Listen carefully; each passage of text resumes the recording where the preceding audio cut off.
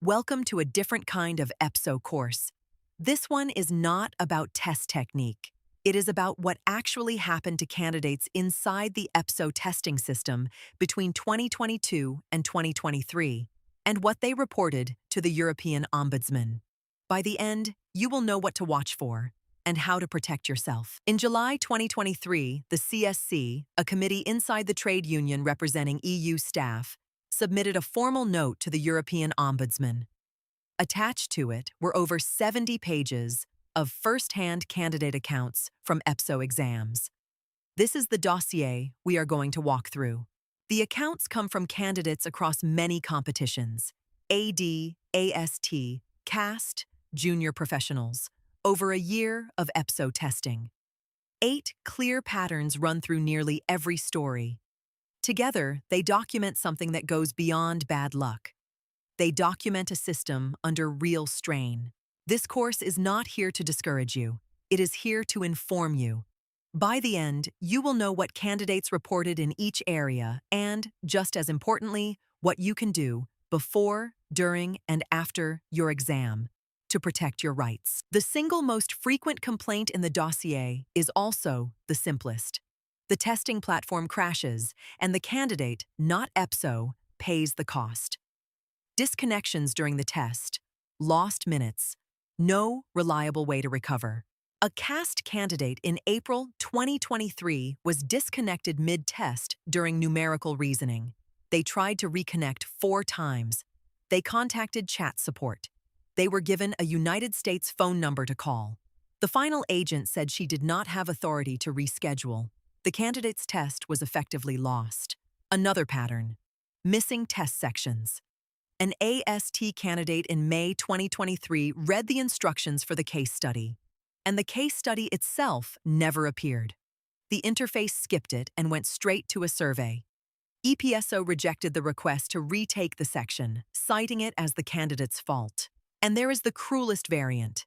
The timer keeps running while you are disconnected. One junior professional candidate lost most of an 8-minute abstract reasoning section to a platform error and rejoined to find 15 seconds left on the clock. The clock had not paused. What the dossier shows is a consistent pattern. Platform fails. Support cannot help. Candidate is passed between the provider and EPSO, and almost no one is granted a fair reschedule unless they spend hours chasing tickets, and even then, on punishing terms. The next pattern is the security check before the exam. Candidates describe a procedure that goes well beyond standard ID verification. Into searches one candidate compared, plainly, to a police check, and others to outright bullying. What were candidates asked to do? Empty pockets and turn them inside out. Show the back of their ears. Show under the chair, under the table, under the keyboard, even under the mouse. Cover the TV. Put the dog out. One was asked to wrap their laptop in a white sheet. The dossier records cases like these across multiple competitions. The pattern is consistent enough that it cannot be dismissed as one overzealous proctor. These are systemic procedural demands, repeated across candidates and providers over a year, and the cost compounds. Multiple candidates report being passed between 2 or 3 different proctors during a single session, each one starting the full security check from scratch. 30 minutes lost to checks before the first exam question. Stress already accumulated before the clock even starts. Many candidates accept the security need. What the dossier objects to is the proportionality and the dignity of the procedure. The complaint asks not for less security, but for procedures that respect the candidates EPSO is supposed to be evaluating. Now a more technical issue, and a costly one: the on-screen tools for numerical reasoning. The dossier records this as one of the clearest direct hits on test fairness, because it directly affects how many questions a candidate can even attempt. The complaint cites candidates reporting the same problem. The calculator opens in the middle of the screen, covering the data table. The window cannot be moved. The window cannot always be resized. The whole question disappears behind the tool you need to use on it. On top of that, no scratch paper is allowed on the desk. The on-screen scratch pad behaves like the calculator. It overlaps the question. and reopening it sometimes resets the view. Candidates report being effectively unable to perform calculations they would normally solve in seconds. Why this matters? Numerical reasoning is timed at 2 minutes per question. Tools that eat 30 seconds of layout management per question turn a measurable skill into a software battle. Candidates report attempting full calculations on only 2 or 3 questions out of 10, and guessing the rest. The hardest section of the dossier to read is the treatment of candidates with medical conditions and special needs. These are not anonymous statistics. They are detailed accounts of candidates whose accommodations were ignored, dismissed, or required impossibly fast medical documentation. One AD5 candidate with multiple sclerosis asked to be allowed to use the toilet during a 2-hour case study. She submitted a medical report. EPSO demanded further proof on short notice. Her doctor was unavailable. She sat the exam in serious discomfort and finished 1 point shy of the pass mark. Another candidate was pregnant during the COM AD6 2022 cycle. She notified EPSO as their site instructs. She asked for accommodations and never heard back. A test date later collided with a pregnancy-related medical appointment. She notified EPSO immediately, but the reply came too late. What both cases share is not the medical condition. It is the procedural pattern. A clear, reasonable request. A demand for additional documentation on a punishing timeline. Silence. Delay. And the candidate alone having to choose between health and an exam. The practical takeaway. If you have a condition that requires accommodation, request it in writing, request it early, and keep copies of everything. Push back on unreasonable documentation demands. And if your case is dismissed, the route forward is formal. A complaint to EPSO, then to the Ombudsman. Section 5 of the dossier moves from procedure to content. Multiple candidates documented exam questions where none of the offered answers was legally or factually correct, meaning the question was unanswerable by any reasonable reading of EU law. One AD5 candidate in March 2023 cited a specific question asking whether the European Parliament can overthrow the Commission. None of the options matched the law as set out in Article 234 of the Treaty on the Functioning of the EU. Another question on the multi-annual financial framework had the same defect. When EPSO discovers a flawed question, it neutralizes it.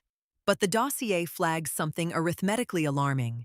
In one case, 3 questions were neutralized, and the pass mark, instead of being scaled down, rose from 60% to roughly 62%.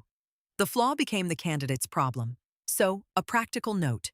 If you encounter a question you believe is unanswerable, do not assume you are wrong.